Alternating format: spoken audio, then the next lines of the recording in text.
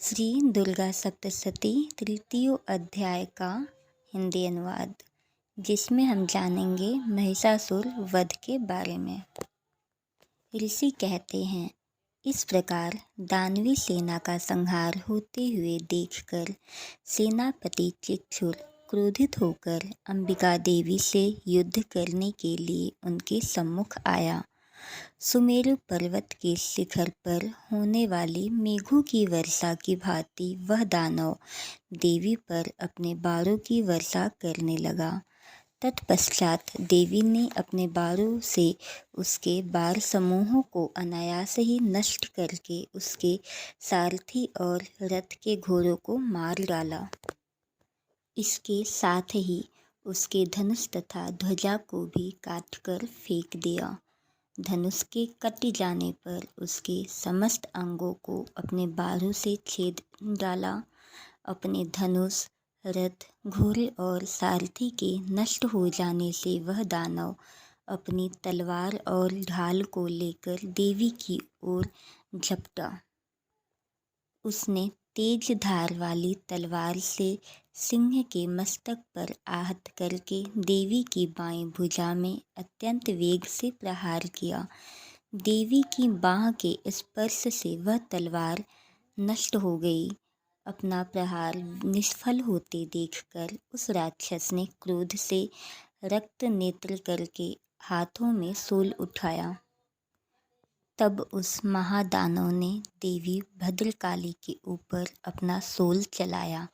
वह आकाश मंडल से गिरते हुए सूर्यमंडल के समान अपने तेज से देदीप्यमान हो गया। बड़े वेग से उस शूल को अपनी ओर आते देखकर देवी ने भी अपना शूल चलाया। देवी के शूल के प्रहार से दानव के शूल के सैकड़ों खंड हो गए। साथ ही उस शूल के द्वारा महाबली सेनापति चिक्षुर की मृत्यु हो गई। महिषासुर के महावीर सेनानायक चिक्षुर की वधोपरांत चामर नामक राक्षस हाथी पर सवार होकर लड़ने के लिए आया।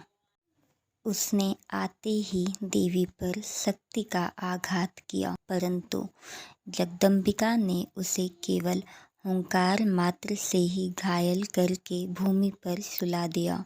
अपनी खंडित शक्ति को देखकर चामर परम कुपित हुआ और क्रोध से भरकर उसने शूल का वार किया, किंतु देवी ने उस शूल को अपने बाणों द्वारा काट गिराया। इतने में अवसर पाकर देवी का सिंह हाथी के मस्तक पर उछल गया और दानव के साथ बाहु युद्ध करने लगा। वे दोनों लड़ते लड़ते हाथी से भूमि पर उतर आए और अत्यंत क्रोधित होकर परस्पर प्रचंड प्रहार करते हुए लड़ने लगे। तत्पश्चात देवी का सिंह आकाश की ओर प्रबल वेग से उछल पड़ा और गिरते समय अपने पैने पंजों के प्रहार से चामर का सिर धड़ से अलग कर दिया। इसी प्रकार उदग्र दैत्य पत्थरों और वृक्षों की चोट खाकर रणस्थल में देवी के हाथों मारा गया और कराल राक्षस भी दांतों, घूंसों एवं थप्पड़ों की मार से भूमि पर गिर पड़ा। गदा के प्रहार से देवी ने उद्दत नामक राक्षस को चकनाचूर कर दिया। भिंदीपाल से बाष्कल एवं बाढ़ों से ताम्र तथा अंधक को यमराज के घर भेज दिया। 3 नेत्र धारण करने वाली परमेश्वरी देवी ने अपने त्रिशूल से उग्रास्य, उग्रवीर्य तथा महाहनु नामक दानव को मार गिराया। बिडाल दैत्य के मस्तक को तलवार से आघात करके मुंडहीन कर दिया। दुर्धर और दुर्मुख नामक दोनों राक्षसों को अपने बाणों से बीध कर मार डाला। इस प्रकार अपनी सेना का क्षय होते देखकर महिषासुर ने भैंसे का रूप बनाकर देवी के गढ़ों को त्रस्त करना प्रारंभ किया। उसने किसी किसी को थुथुन से मारकर, किसी किसी पर खुरों के प्रहार से, किसी किसी को पूंछ की चोट से और कुछ को अपने सींगों से विदीर्ण कर दिया। कुछ गरुड़ों को प्रबल वेग से, किसी को सिंहनाद के द्वारा, किसी को घुमाकर और कितनों को अपने निःश्वास वायु के झोंके से भूमि पर गिरा दिया। इस प्रकार गरुड़ की सेना को तितर बितर करके वह राक्षस भगवती के सिंह को मारने के लिए वेग से झपट पड़ा। इससे महामाया को अति क्रोध उत्पन्न हुआ। उधर महाबलशाली महिषासुर भी क्रुद्ध होकर भूमि को अपने खुरों से खोदने लगा और अपने सींगों से उठा उठाकर बड़े बड़े पर्वतों को फेंककर गरजने लगा। उसके वेग से घुमाने के कारण पृथ्वी अत्यंत क्षुभित होकर फटने से लगी। उसकी पूंछ से टकराकर सागर पृथ्वी को जलमग्न करने लगा। हिलते हुए सींगों के प्रहार से बादलों के समूह छिन्न भिन्न हो गए। उसके श्वास की प्रबल वायु के कारण उड़ते हुए सैकड़ों पर्वत आकाश से भूमि पर गिरने लगे। उस महादानव के क्रोध की मुद्रा का अपनी ओर लक्ष्य देखकर चंडिका देवी ने भी उसको मारने के लिए उस पर महान क्रोध प्रकट किया। सर्वप्रथम देवी ने अपना पास फेंककर उस महाबली असुर को बांध लिया। उस महारणस्थल में बंध जाने पर उस राक्षस राज ने भी अपने बनावटी महिष स्वरूप का परित्याग कर दिया और तुरंत ही वह दैत्य मायावी सिंह के रूप में देवी के सामने आ गया। ऐसी स्थिति में जैसे ही अंबिका ने उसका सिर छेदन करना चाहा, त्यों ही वह राक्षस खड्गधारी पुरुष भेष में दिखाई देने लगा। देवी ने तत्काल ही बाण वृष्टि करके ढाल और तलवार के सहित उस महिषासुर को बेध दिया।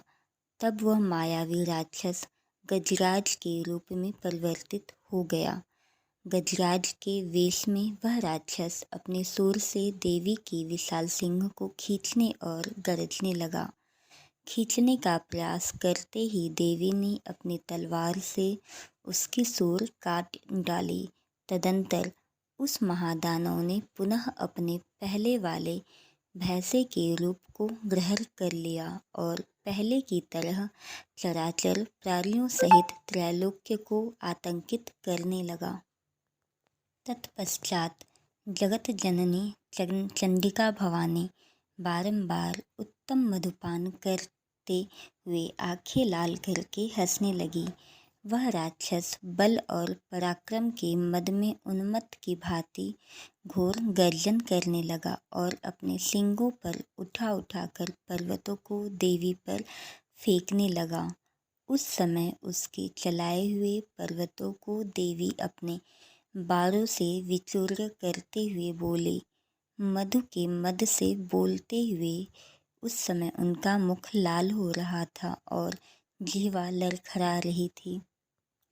देवी बोली, ओ मूर्ख, मैं जब तक मधुपान करती हूँ तब तक तो खूब मनमानी गरज ले। मेरे हाथ से यही तेरी मृत्यु होने पर अब शीघ्र ही देवता भी गर्जन करेंगे। तब ऋषि ने बताया। ऐसा कहकर देवी उछलकर उस दैत्य पर चढ़ गई। अपने पैर से उसे दबोचकर देवी ने शूल से उसके कंठस्थ में प्रहार किया।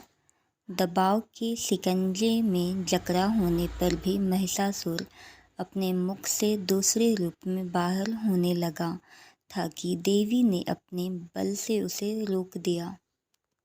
वह दैत्य अर्ध निर्गतावस्था में ही देवी के साथ युद्ध में लग गया। तब देवी ने बहुत बड़ी तलवार से उसके मस्तक को काट दिया। महिषासुर के मरते ही उसकी बची खुची सेना हाहाकार करती हुई भाग गई तथा समस्त देव अत्यंत आनंदित हुए। देवताओं ने दिव्य महर्षियों के साथ मिलकर भगवती दुर्गा की स्तुति की। गंधर्वराज प्रमुदित होकर गान करने लगे तथा अप्सराएं नाचने लगीं। इसी के साथ दुर्गा सप्तशती का तृतीय अध्याय का हिंदी अनुवाद पूरा हुआ। जय माता की।